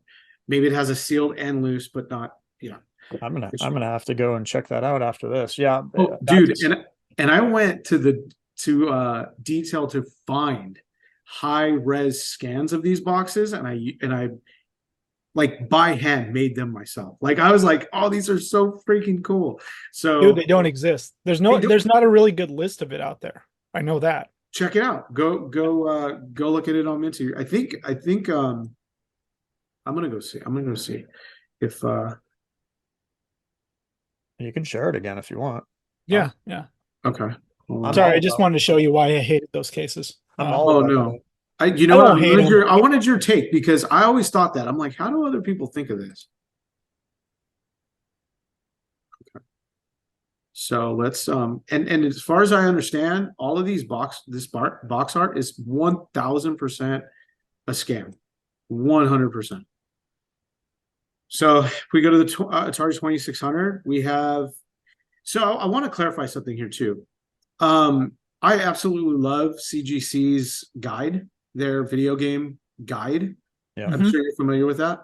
Yeah. So I piggybacked off of what they were doing with key titles and traditional rarity. So and then maybe I embellished a little bit on like other games that I added to the list. But if you want to just isolate key titles, which you know what that means, right? It's the key titles that were released for Atari 2600. You can isolate and see those, and then the traditional rarity. But if you look over one, it's Sears Telegames. And right now, currently, I have 48. Does that sound like the set? There's 50. 1 second. Okay, you're crushing my soul because I'm Sorry. missing. I mean, you asked, but Oh, they're not alphabetized, Jason? What the hell, man? Hold oh, on. Oh, you want me to alphabetize these things? Here we go. Oh, A to Z, buddy. Hold on there. all right. What are we missing here, Matt? Let's go. Let's find it. I don't have these numbered. 1 second. And look at a lot of them. No, I want them in the numerical order. Oh, maybe we didn't. Okay. No, I'm just kidding. Yeah, these are so cool because the unique title that corresponds to the 2600 version and the unique artwork on the Telegames versions, it's just such a neat subset to collect. It's beautiful. I think these boxes are just absolutely beautiful. I want And they're so freaking rare and high grade. Like they really are. Nice condition copies of Telegames are impossible. I noticed some very lucky buyers over some of this data that I've seen. I don't have Canon Man. I don't have the Canon. I should have known this off the top of my head, and I don't know why I didn't. There's 69. 69. I only I should have known that number, Matt. I'm really disappointed in you. Yeah. All right. Well, I got to get back to work here then. Sheesh. You got Stellar Track on there? So let's see. I wish I had these numbered, but yeah, I keep my list on my phone so that I know. Do you have a full collection, Matt? No, not even no chance. No, not even CIB. No chance. No. That's a fun. Dude, you look for some of these game cart only on eBay and they don't even show up. Yeah, it's like the Telegames version. Stellar Track right here. Okay. Yeah, that's so Stellar Track, Steeplechase, and Submarine Commander are unique games only released under the Telegames brand. So they didn't get another release. So if you want Stellar Track, you have to buy this copy. If you want Steeplechase, you have to get Telegames. You have to get it for Submarine Commander too. Yeah, the only thing I can say that I do have is I do have all the gatefolds, which is the OG9 of the Sears Telegames. But outside of that, I do buy the CIBs when I see them occasionally. I'm not actively looking, but yeah, they're not easy to find. I think I've seen a couple of yours. You got some pretty good condition copies of some of these dudes. Yeah. Yeah, I see. I have a passion for Atari because of my mom. When I was a kid, she was into technology, so she bought a lot of this stuff. I had not only did I have Atari 2600, but I had a Commodore 64, and that was her choice, not mine. She just bought that stuff. And so I used to play all that stuff. My game was I played Yar's Revenge recently, but Space Invaders, Pac-Man, Missile Command. Oh, you know what, dude? I have a story. Kung Fu. I remember being sick. Actually, I wasn't sick. My dad just kept me home from school, kind of a ditch day, and he was like, "Let's go get a game, right, for the Atari." And We went to Toys R Us. We pulled the little slip, brought it up to the counter, and I remember that there's this little booth that you'd go to give them the slip, and they give you a game. We bought Kung Fu Master for the Atari Kung Fu 2600. Master, yeah. Dude, that game is trash. Yeah. So bad we could not get past, I would say, 2/4 of the game. You know what I mean? Like, we kept dying 3 guys in. It was so, like, unbearably hard to play. Yeah, I want to say that's a 1987 release where they were trying to push it with maybe it was 86, but push it with the 7800, and it's a shit game. Just like Commando on 2600 is a shit game. So many of these games were trash, dude. Yeah, the artworks look so great, and you're just like, oh, this is going to be epic. And you get Beautiful. because they don't have the artwork on the back, like showing the actual game a lot of the time, and you're just like, oh, this is trash. So name one game that you guys actually enjoy on the Atari 2600. Warlords, Kaboom, Combat. I love Yari's Combat. Revenge. Wait, Combat, that's the one with the tanks, right? Yeah, it's so simple, but love it. Defender's good too. Defender. Yeah, Warlords is Dig just Dug. the best game. I would say Missile Command. Here's a hot take. I think Missile Command on the Atari 2600 is better than a lot of the other ones that I play. I don't know why. For some reason, the way that it lines up and the way the missiles come out, I just prefer 2600 Missile Command. I think it's freaking amazing. Mhm. That and Yars' Revenge. Yars' Revenge was super fun when I played that recently, a couple years ago. I was like, damn, this is actually next level. Pitfall fun to play wise was. So what do you have for Frogger here? So click on this sucker. Is there variance on this? Yeah, this is the Star Path version. This is Yes. this copy is a cassette, and it's very rare. So you need to switch your image out because you got the Star Path supercharger version by Is this Arcade. this is the rare version? Yeah, you need to. Parker Brothers is the one you're probably pulling data for. Okay. But, I've been told. I mean, that's okay. Like, yeah, it's just two different publishers. Okay. For I'm Frogger. definitely going to take your advice for that. I will have that swapped out. Let's see. So let's take a look at some of these cards. I think I remember it's green, right? It's a green cartridge. Well, yeah, well, this got green. Yeah, that What is green. this? The gray and Yeah, dude, weird. Okay, so this is not this version. Yeah, no, there's things like that. It's just going to be hard to know. And I'm not saying you screwed up. It's a big fucking problem. But there's things like that where it's just going to be hard to know, right? Like, it's no issue. Like distinguishing between a licensed version of Gauntlet on NES versus the unlicensed, or RBI Baseball, or distinguishing between the difference of Ubisoft, Indiana Jones, and The Last Crusade on NES. Like, maybe you do that, but it's a similar thing here, and that goes across different consoles. There's just certain things you need to be, I'm sure you'll figure them out over time. people are going to click on this anyway and just know that it's Frogger. Yeah. Let's see. But you should track the Star Path version. There you as well. go. That's Right. that's the box you want. That's the box. This is the common version of Frogger here. Yeah, and there's like 12 different variants of it, but you don't care at this point, right? Yeah, No, yeah. Oh my god, dude. Variants they drive me insane, dude. Dude, yeah, then you don't want to touch Atari variants because you'll just want to rip your head off.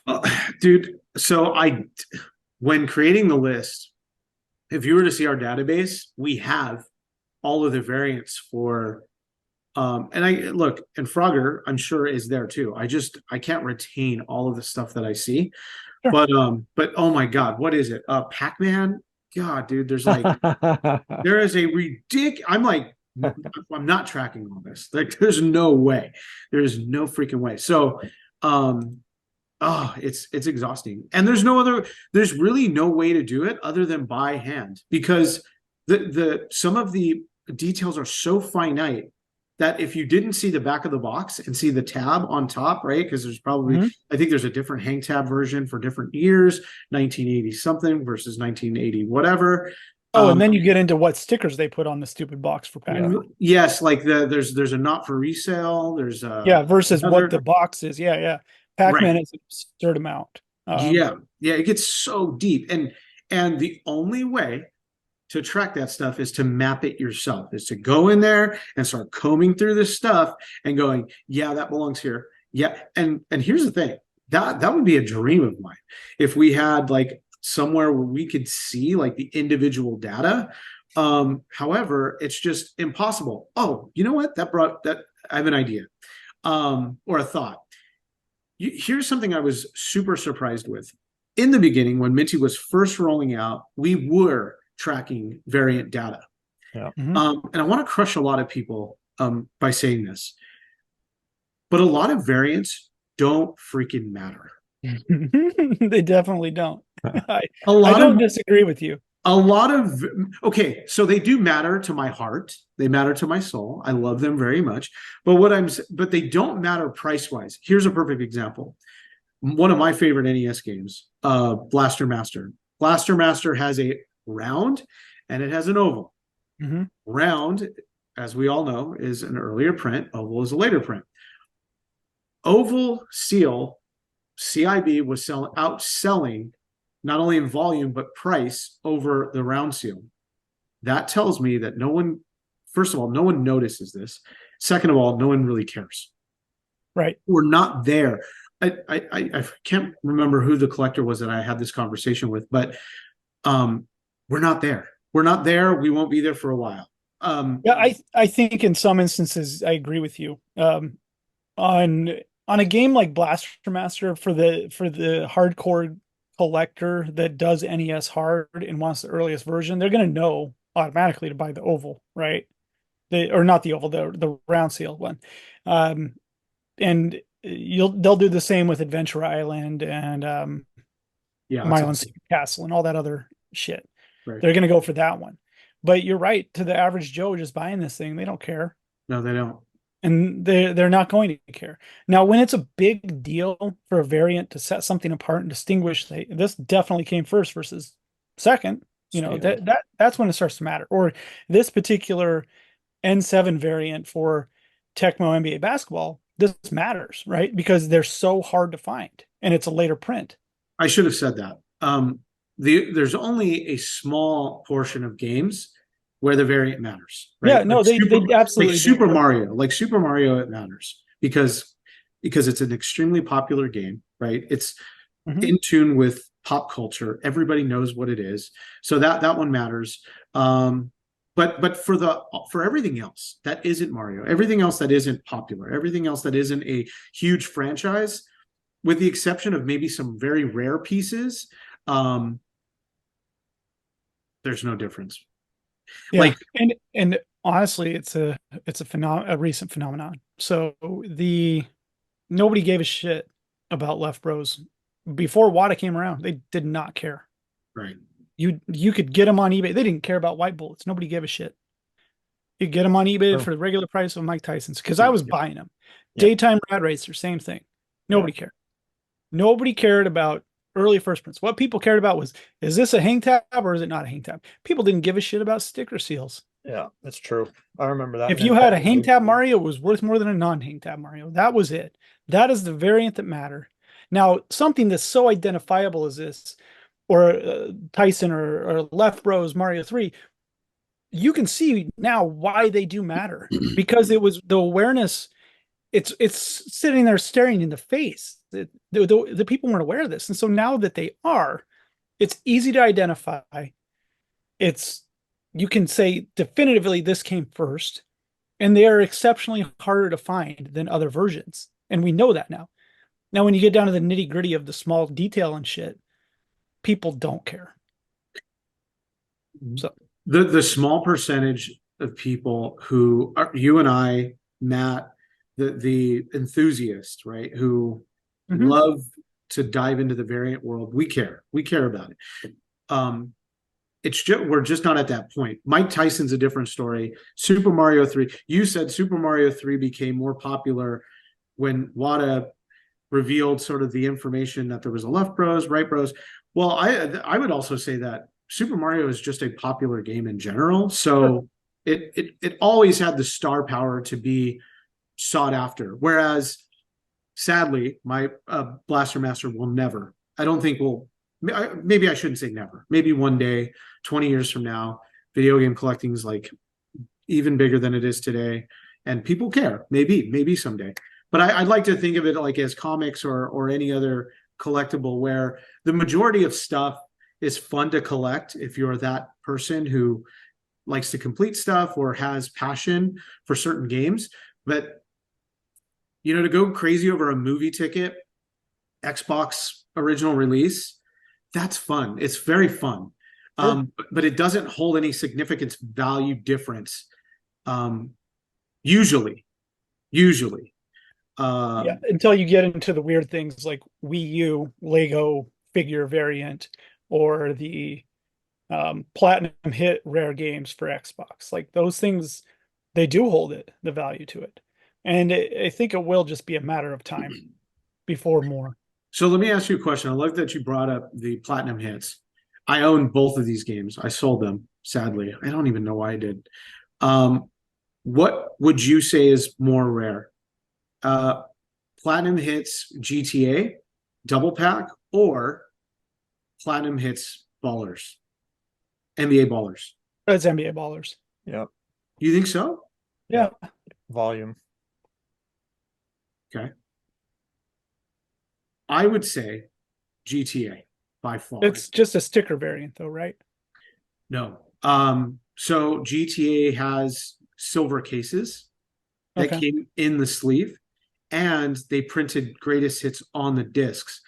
I have never, so you can go kind of check out eBay. You'll probably find a Ballers online to buy right now. I have never, and I say never, but maybe there has been one or two. I have never seen one for sale. I got mine through a collector who later on, 6 months after buying it, wanted to buy it back because you just can't find these things on the open market. I probably just gave, something away, but do you have a picture pulled up of it, or you don't have it on your? It's 3 in Vice City, right? And the outside is the identifier if it's sealed. So on the here, let's see. The double pack. Yeah. Auto, double platinum. And you just talking CIB or sealed? I'm talking. I try to find one. No, sealed. Never. You'll never find one. Good. Actually, the closest one I've seen sealed, and this is like the last 5 years that I've been searching for this game. There was one that came semi-sealed, which means one of the discs was not sealed, the other one was sealed.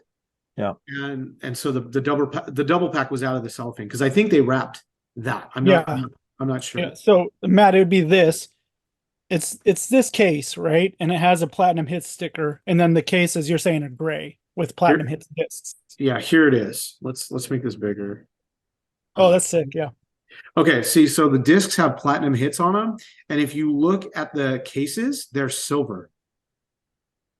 And the indication on the box is this black sticker, as Josh was pointing out. Interesting. This game is, I've never seen it. I don't see, I think I saw one sell. He didn't know what he had, just put it up. And someone bought it for like $35. So the discs are the rare part, because essentially you could take an old one, take the sleeves out, make your own platinum hits case, and away you go. Right? I guess you could. Yeah, so the discs are, but this sticker too. Yeah, for the sleeve. Yeah, for the sleeve. That it has to have that sticker, and it's got to have these. Yeah, so have fun with that one. That one's good. That one's. I would consider this but here's the thing. It's so kind of scarce. It's so rare, and not just in like the form of it being a rare item, but so rare that people don't collect Xbox, that you just don't have much interest in this stuff. Mm-hmm. You know? I bought it for 500, and then I turn around. I think I made a little more than that. But yeah, even then, it was just like the guy who bought it he was a big Xbox collector, but he was like, "Oh, I never heard of this." I was like, "Oh, okay, Hmm. all right." Good. I'm gonna go find one now, Jason. So Go find one. This we'll do this it. is extremely hard. Look at this. What is he saying? I want to offer here posting, willing to trade or sell. Below eBay money. Oh, okay, so he's trying to find it. Yeah, good luck. Good luck finding that one. Cool. Yeah. Yeah. Huh. Because I swear I have that set somewhere. This, But I don't know on the case variant like you're talking about. Yeah. Yeah. Maybe it's the right one, Matt. I don't know. I've got, yeah. do you have the inserts for ballers? Sounds like you have a copy. Me? No, Yeah. Oh, you don't have the inserts? I don't have that one because I had no interest Oh. in it, even though it is What, rare. I don't what do have. you think of like is it Ultimate or the Mortal Kombat with the platinum hit sticker? Doesn't come platinum hits. Do you consider that part of the platinum hit series or Yeah. no? Yes. I have the I actually have right now the 50 cent platinum hit sticker. The 50 cent one's really cool. Yeah. And I I like that. found that I what 2 years ago I was just one of those eBay on constantly, right, looking up new listings of that game, and it just popped up for $25. Buy it now, sealed. Yeah, that's cool. And I scooped it. Yeah, Do you yeah. have there's what is a Sonic and Monkey Ball 2? And they are unique to hey kiddo. Sorry, my kid popped in. Yeah, no, they're unique. They were only released in platinum hits. Yeah, One those second. are rad. Back. I love I'll be those. right back, guys. All right. Yeah. Yeah, I think those are super rad. Hmm. But man, Xbox collecting is kind of I don't know. It's just not so popular, I guess. I dig Xbox collecting. I mean, I have a lot of Xbox stuff. A lot of times I just don't post it or talk about it because I know it's not cool to a lot of people, and it's still fairly on the newer end of things, but I love it. Me too. Yeah. Sorry about that. I started, I mean, live was, I still have my account that I purchased back when live started. I think I have, if you look at my badge right now online, it's got like the 19-year thing on it or whatever, because I've had it forever. Wow. I've had my account since my original Xbox days, where I would compete on Ghost Recon 2 on a website called Game Battles. I don't know if you've ever heard of that. Not game battles, but Ghost Recon 2. Yeah, I just never played it. You know who might know of Game Battle? I know for sure knows of Game Battles is Eric. Eric knows of Eric. Game Battles for sure. I'm sure he does. Yeah, he does. I don't know if they didn't play Halo 4 on it. No. Yeah. They eventually did. Oh, Oh After- shit, he probably Yeah. knows them. Yeah, he after- knows after it. some time. He's there. Yeah. It was oh man, those were the good days, dude. Oh my God. So much fun. Gosh, you're gonna make me go look for this now because I know I have it. In your collection? Yeah. Yeah, that's a jewel, dude. Sitting on Hey, it. what about games that come with a platinum hits case but aren't platinum hits? Do you go after those? Oh, you're talking about, I think Halo There's 2. like a Halo 2, Knights Yeah. of the Republic. Yeah, those are cool. See, but again, I would go for them, but um Minty. Freaking I dump everything I own into Minty, man. But I did. I like I was even it was getting so deep that I was getting display cases. So like Tomb Raider has display only, Yeah. you get into those display cases, and then Yeah. even Hollywood know. Video made some original artwork for cases. I was getting into that. Blockbuster, the Blockbuster exclusive. Dude, I'm into that. I'm into that stuff so hard it'll make your head spin. Like That's what you're like saying. this insert only things. I have binders full of the inserts because I actively collect that shit, looking for artwork differences. Speaking of the artwork differences, then there was a couple games, and I know this because of what's his name? What was it? The Pimp, Xbox Pimp or something? Pirate Pimp? Yes, Pirate Pimp. Sorry. Nelson? Yeah. Yeah, super cool dude.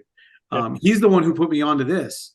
Not only did he put me on to this game, but he found me the seller. He's like, dude, if you're gonna get this, you got to jump on this now. And I'm like, I'm jumping on it. Let's go. Anyway, I guess there was a couple exclusive printed cases, not cases, but inserts that you can cut out of a magazine for certain games that Halo released or that Xbox released that are extremely rare.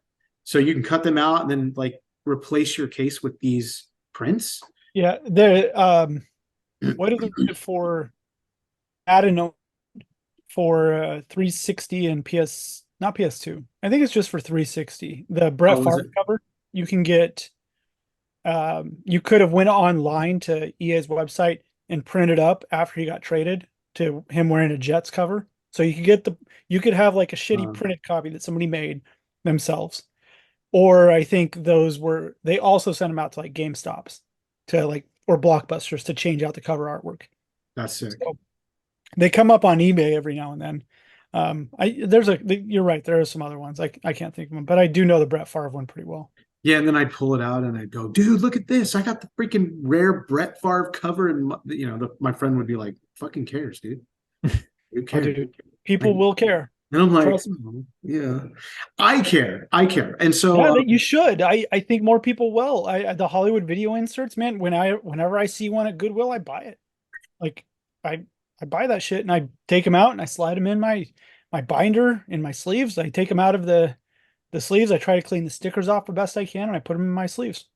yeah, Because what was happening was the companies were sending a lot of the pre-artwork to the rental places. So when they wanted to print up, they took the old files and they just printed them up themselves. It's really cool stuff. I think at some point, all of that stuff will be extremely collectible. I think because video games ain't going nowhere. No. At least I don't hope they are. I hope not, because I do know there's a lot of debate about bad games being developed these days, but I don't know. I think Mario is going to be here for a very long time. He's got his own theme park, you know. Yeah, Mario, Zelda. Oh, what do you got there? You got dinner? Dude, Yeah, my wife brought me food. She goes, "Are you almost done?" Where's my No. dinner? So that looks like a Thanksgiving dinner right there. it looks good. It's I don't know what it is. They went somewhere, got food, brought it back. So Oh, I can do it. Look at that. look at that. Oh, there's dinner right there, guys. I wanted to see closer. What do you got? You got some meat, Nice. I potatoes? don't know. Potatoes up Yeah. on that thing. Whoa. Man, Is that Those are those dumplings? Whoa. Yeah. what All the? right. Okay. All right. Okay. All right. That's Jason, you got any wins? um I don't, but I do have this. Since it's not a win, but this thing right here, it's in terrible shape. But this Super Mario Kart has been with me since I was in, I don't know, sixth, seventh grade. Wow. Nice. So my cousin just recently found all of his boxes and he was like, dude, you can have them.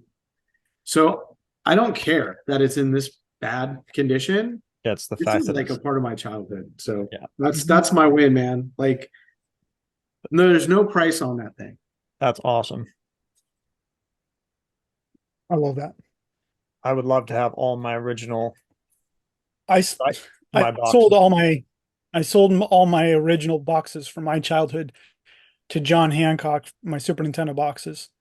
And I messaged him a couple years back. I'm like, "Hey, do you still have these boxes?" And he's like, "Yeah." And he sent me some photos. I'm like, "Yeah, that's my Bulls versus Blazer box. I have my cartridge." Right? I'm like, "That's my Turtles in Time box, my F-Zero box." And these are like when the Super Nintendo came out. I'm gonna find you nicer boxes, and I want those ones back. And he's like, "Okay." So Did you swap them out? I haven't yet, but they're not going anywhere. I'll swap them out for some nice ones one day. Dang, yeah, I'd get on that. Josh, Yeah, those are my childhood copies. I know where they are though. I mean, that was half the battle, right? So You know, you got any wins, Josh? yeah, I don't know if I already showed these, but I got some more flat boxes. These are some pretty cool ones. I got a bump and jump Ooh, unfolded. Matt's favorite Super Off Road. heck wow. yeah. Puzzle, unlicensed AVE game. This was a pretty cool one. 3D World Runner, no Ooh, rev. that's a really good one. Not a hang tab, but unfolded early NES. So this being no rev, this would have been from 1987. Wow.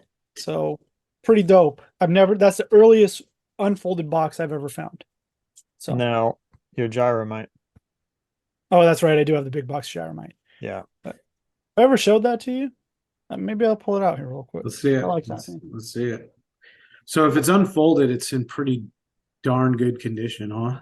Yeah, we were at an auction, Portland Retro Gaming Expo. There are about two of these known. Whoa, dude, that is a Big box. gem. Unfolded. Wow, Mm, dude, that worth is every penny of the $300 I spent on it. So, how much? 4. Should have been 400, right?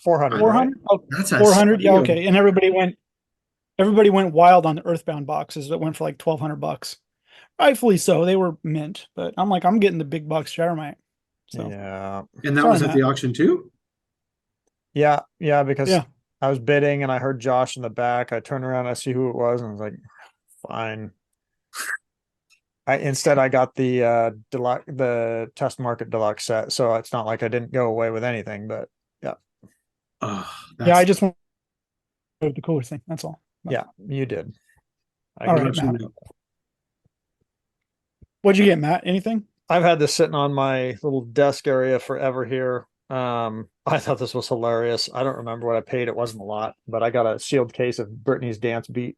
Oh, Mainly because it's awesome, but I could pull these out and then we can I don't know if you've sent yours off, Josh, but we can use these and send them off to CGC, VGA, WADA, and then I did send the WADA one off. I never sent the other ones off. So what's the what are you looking for? Just different to see how the different grading no, we were companies- gonna leave them outside and for do like UV 6 test. months and see which one degraded worst. Oh no, dude. Yes, yes, No, no. yes. Please. I don't care what game it is. That's a cool box. In Yeah. sync. That's what it is. I know. It is God, I Britney's love that Dance movie. Beat. It's probably going to be worth $1 million in the future, but Signature series, baby. Do it. Britney Spears signature series. I do Britney hate busting Spears. open cases. I don't care what game it is. But that's Same. that's it. That's all I got. Okay. All right. We have any comments, Matt? Yeah, well, yeah, I just wanted to say, Dan was sad he couldn't join us on the show, but he's still trying to figure out how to play Othello right now. Makes a lot of sense. Yeah. He was That's a tough one to learn. Yeah, it's Easy to learn, hard to master. Othello. Lots of buttons to press. yeah, he's Canadian, so there's actually not that many comments. Jason, you okay if we just read the comments real quick? Yeah, go for it. Something we always do on here. Let me pull her on up, and there's only 10, I think, when you guys see in that screen. Yeah. Okay, let me hide the floating bar so I can see. Right before this episode, I was wearing the same shirt there that I was wearing this last week, Matt. The Shaq I was Fu. like, shit, I gotta change. So 10 comments. Where did everybody go? Jeez. They're all gone. Okay. But we only have 10 Holiday. we only have 10 viewers, so that makes sense. That does make sense. Good old Brandon. Looking forward to another episode. Thanks for the content. You are welcome, Brandon. Thanks for being part of it. It's like my mom hopped on here and chimed in and said, "This is what a video game podcast should be: the Matt and Matt show. Josh special appearance with guests that have either done important things or have things to share. This is the best. Thanks, sweetheart." Oh, that's Henry. nice. You got support from your mom here. That's great. Yeah, she's wonderful. Jason, you want to read one? You can go for it if you want. Go Blockbuster. Yeah, let's go. Love the Blockbuster hat. Question for everyone. What's one vivid memory of you going to Blockbuster and trying to rent the game you wanted? Well, in my town, we only had Hollywood. We didn't have Blockbuster. So Damn. I don't have a vivid memory of that. I do have a vivid memory of going to Universal Video, but they always had the games that I wanted, so we were spoiled. Yeah, I have a vivid memory of going to Blockbuster and applying for a job on their stupid computer in the corner more than once. Never hired me. But then also asking if they'd ever sell the Pokemon Snap machine. And one time I went in there and it was gone. So, um, yeah, that's it. Believe it or not, there was Blockbuster used to sell the used games, right? And Yeah. I remember they were liquidating NES. My dad at the time owned a video store, so my mom would go over to Blockbuster and buy up Nintendo games to rent at my dad's video store. And I remember getting some really good stuff because I'd play it, right? I'd pull it off the shelf and I'd end up playing it.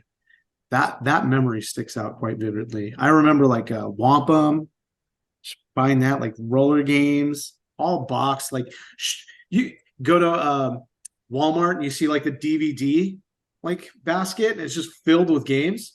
Yeah, Imagine like seeing that at Blockbuster, just Yeah, like that's wild. that'd yeah, be What nuts. was the name of your dad's video store? California Video California Video. in Glendora, California. Yeah. How long did it operate? From 91 to 96. That's pretty cool. It's That'd fun. have been awesome. I'm a little It jealous. was, yeah, it was amazing. I mean, what we rented up just like above like all the cool movies and stuff. We rented Nintendo, Sega, and Super Nintendo games. It was, yeah, it was amazing, dude. What happened to all those games? My dad, I think he sold them. He liquidated his entire the entire store, and the games went with it. At that time, I didn't care much about the games because Sure. I was a teenager, like skateboarding and stuff. So I was like, games are for kids. But now, now it's a different story. That's cool, man. Yeah. All right. So Timmy J says, I've never played any homebrew. What would be the best first one to play on any system? Ooh. Kev Trist on Atari 2600. It's pretty cool. What about NES? Battle Kid, baby. Go after that. Oh, that's been such a popular title. I would get Battle Kid. Glider is cool. Chunk Out is my favorite, but I like puzzle games. Starkeeper is amazing. It was made by a guy in Taiwan, I want to say. Yeah, go after those. Get Starkeeper. Hard to find, I think. I don't know if there's a physical one out there. Josh's mom says, "You guys hear of Charles Gray? He did a ton of Atari homebrews." Do you? No, Josh? no. I don't know that name either. Nope. Henry, let's be clear, Henry. I don't play Atari games. I just collect them. So Same. I've never played a homebrew game, to be honest. Never. I've played retro USB's Christmas. It's pretty easy to play. You just pop just it fills in. up with snow, right? Yeah. Yes. There's nothing to play. All right, Jason. Okay. You want to read another? Wait. Well, it's a long one. It's a long one. Love the recent NA member guest. I joined a bit later in 2010. Nonetheless, I've been familiar with all the guests from the forum. Feel a sense of involvement in the conversation. As big supporter of the homebrew scene, I own a fair amount of homebrew carts, including most of Kevin's games. Also, a copy of Starkeeper. Starkeeper, What baby. are your thoughts on this game? Has to be one of the more collectible homebrews. Garage Cart being the Grail, I assume. The early 8-bit Xmas cart. Oh, wait, hold on. Sorry. The early 8-bit Xmas cart. Just a subject I'd love to hear you talk about. Yeah, I would. I mean, oh, he added more here. Reach out to Orb Games. He's a local and programmed tailgate party. Tailgate party. Yeah. Okay. Also, That's a 10. past member, his game is a cornhole nest brew home. Wow, that utilizes the power pad. Yeah, See, it's an amazing game. Tim came to the Portland Richard Gaming Expo one year and he had him set up at our booth. And Matt, you were there, maybe. which Uh, which 2018, I want to say.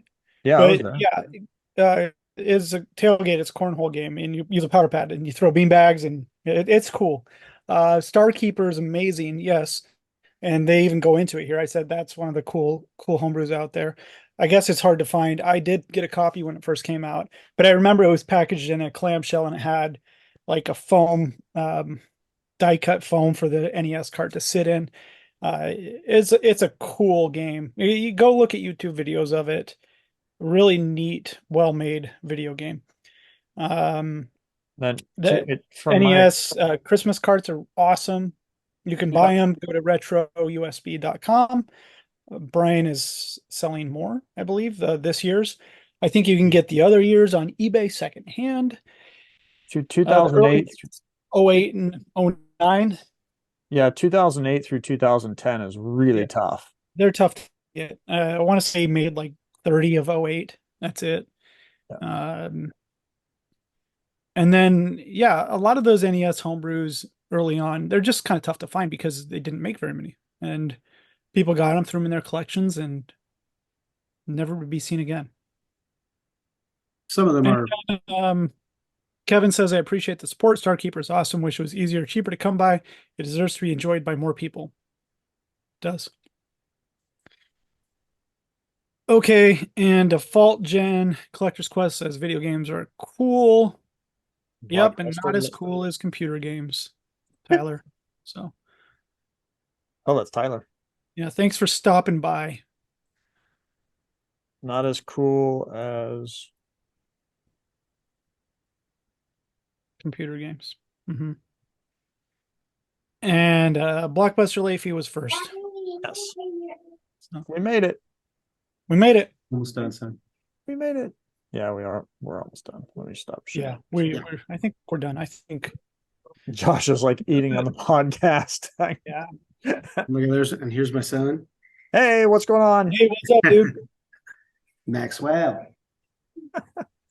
Well, thank you again, Jason, for coming back on, explaining the updates, letting us know what we didn't know about Minty as we're going through it. Appreciate that. I dig your response. I dig your response video. I wish we had it to play. I didn't see it. Yeah, it was pretty fun. It was good. okay. I liked it. Yeah, it was cool. It was fun to make, and I learned a lot making it. So yeah, it was pretty awesome. If I've got it handy, I'll link that below this video as well. I'll also link Minty down below this video. Where else can they find you? I would say my social Minty at minty.gg on Instagram, and then I believe it's minty.gg on YouTube as well. And then, of Nice. course, minty.gg, type it in. 99 cents a month, man. Yeah, 99 cents a month, and we'll have, like I said, end of the first quarter, we'll have a lot more data. Hopefully, we fill out the entire library. It's this kid. So we should all be set to go beginning of 2024. It's going to be super fun. Sweet. Yep. Awesome. Keep up the good work. I'll get on there. I'll mess around this week, and we'll give. I'll try to add my games in. Yeah. Fingers Give it a crossed. shot. Throw a couple of games in. I've told Matt if there's anything that doesn't have data that you want to see, I'll import it right away. But I think I typed in a couple of black box Awesome. games that you didn't have. If you those are something I'm searching a lot, and I would use your tool for. So I think making sure you have those early black box Nintendo games, Like sticker sealed stuff. just Hangtown? CIB doesn't matter. Maybe I missed it. I think I typed in Donkey Kong Jr. Because somebody was asking me to price something, so I just used it real quick. I could be wrong. I might have missed something. That's likely. I can say this actually within the last week, we've just about completed the well, Nintendo library. this So, this was like 4 or 5 days, maybe it was 6 days ago. So oh yeah. it could have totally been already done, and I'm an idiot. No, yeah, check back. Check back. I think we That's have probably an pretty idiot. much all the black box. I'm Yeah. leaning on the idiot end of things for me. Not you. Sweet. Awesome. Thank Thank you you, again. Thank you guys. Appreciate it. Happy to have you on. Thank you. Leave your thoughts and comments below. If you have any questions for Jason, leave them below. Love to hear your feedback on Minty. Go check it out. We love you all. See you again next time. See you.